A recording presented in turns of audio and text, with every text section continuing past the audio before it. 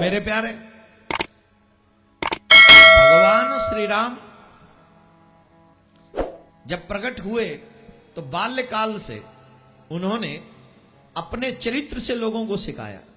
रामाय रामभद्राय रामचंद्राय वेदसे रघुनाथाय नाथाय सीताया पतये नमः। सुनिए, प्रात काल उठ के रघुनाथा, मात पिता गुरु नावई माथा, आय सुमांग करही पुर काजा, देख देख ये हर सही राजा, वेद पुराण सुनहि मन लाए, आप कहें अनुजई समुझाए।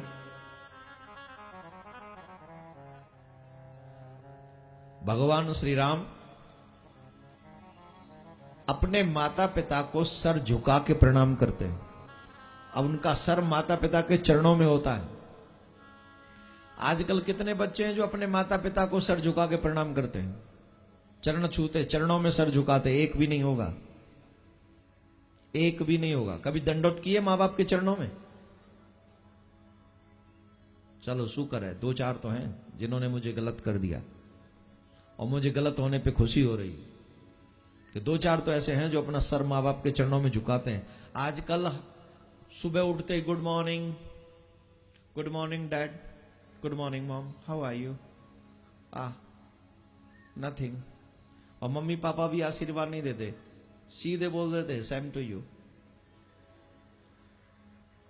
आप हंस सकते हैं, लेकिन सोचिए कि आपके बच्चों ने क्या खो दिया आपसे। आप गुड मॉर्निंग टू बोलकर आपके बच्चों ने क्या खोया है, कभी सोचा है आपने?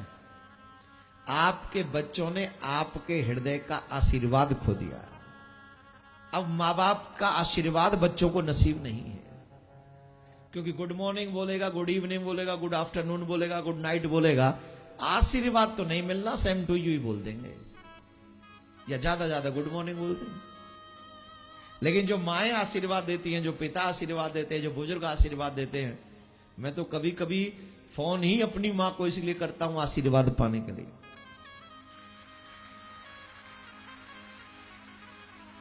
जो मां से आशीर्वाद मिलता है ना भाई, वो दुनिया में कहीं नहीं मिलता।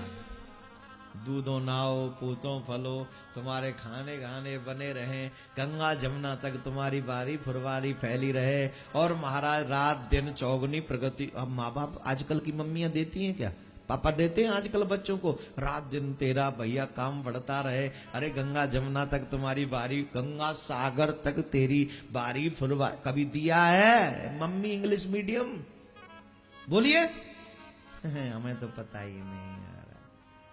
ये खो दिया आपके बच्चों ने, ये नसीब नहीं है अब आपके बच्चों को। मैं इंग्लिश लैंग्वेज का कोई दुश्मन नहीं हूं, मैं भी यूज करता हूं, लेकिन कई बार यह फील होता है कि दिन की शुरुआत और दिन का एंड अगर अपनी संस्कृति के साथ हो जाए तो मेरा बच्चा, भारत का बच्चा, पूरे विश्व के लिए उदाहरण बन सकता है,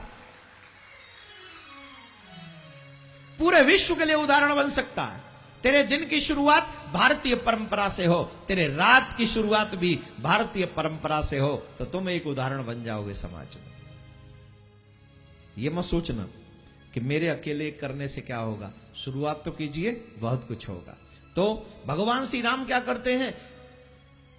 सर झुकाकर प्रणाम करते हैं। अब प्रश्न उठता है, सर झुकाने से मिलता क्या है, क्यों करें? हमारे यहां कोई भी चीज बिना रीजन के नहीं है। चाहे माथे पे तिलक लगाना हो, चाहे गले में तुलसी पहनना हो, चाहे हाथ में कलावा हो, चाहे सर झुका के प्रणाम कर, विदाउट रीजन कुछ भी नहीं है यहां, सबके पीछे रीजन है। अब आपको मैं एक रीजन बताता हूं सर झुका के प्रणाम करने का।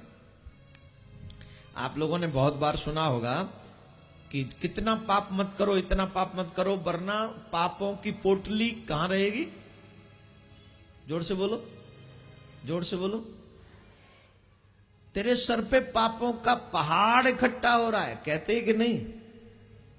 बोले क्या होता है फिर प्रणाम करने से? बोले तुम्हारे सर पे कोई चीज रखी हो और तुम अपना सर झुका दो, क्या होगा? जोर से बोलो।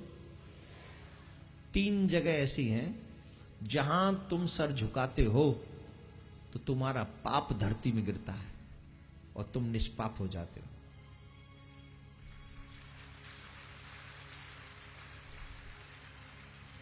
और 3 जगह तो पूछ ही नहीं आप।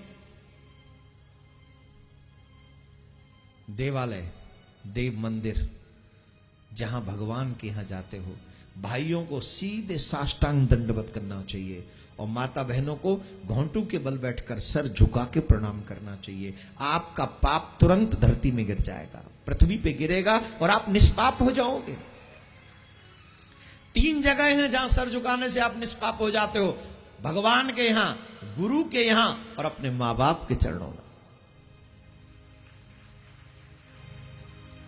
इसलिए सभी बच्चों से एक बात कहूंगा, सुबह प्रणाम करके जाओ। अगर रात में भी कोई पाप हो गया हो तो वो रात का पाप सुबह गिर जाए, और रात में आके फिर से प्रणाम करो। अगर दिन में कोई पाप हो गया हो तो फिर से वो पाप गिर जाए और आप निष्पाप होकर अपना पवित्र जीवन व्यतीत करें। ऐसा हमारे भारतीय लोगों को अवश्य करना चाहिए। जो जो चाहते हैं हमारे पाप गिर जाएं वो तो रोज करें, और जो नहीं चाहते हैं, कई लोग वैसे भी तो होंगे, अरे हम ही देखें पाप, हमारा क्या बिगाड़ेंगे। तो please wait and watch, one day you will have गोविंदाय नमो नमः, फिर वो फेस करना और क्या होगा। हमारा काम है आपको उचित राह दिखाकर आपको निष्पाप करना, यही तो बताती है।